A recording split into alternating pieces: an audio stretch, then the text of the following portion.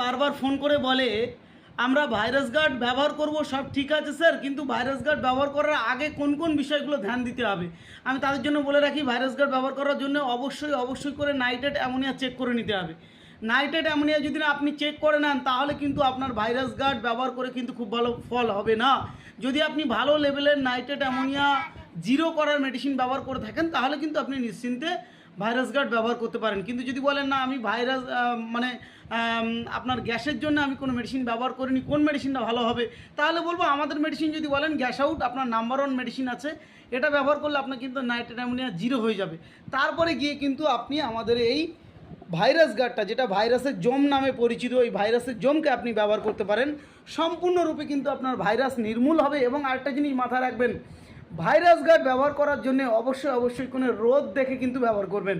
রোদে ছাড়া virus guard ব্যবহার করবেন না। যেদিন বৃষ্টি হবে ভাইরাস গার্ড ব্যবহার করবেন না।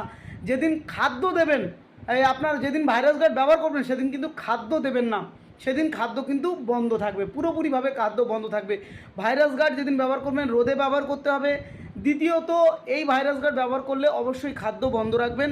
তৃতীয়ত, নাইট্রেট অ্যামোনিয়া জিরো করে তারপর কিন্তু আপনারা অবশ্যই ভাইরাস গার্ড ব্যবহার করবেন। তো সবাই ভালো থাকুন, নমস্কার।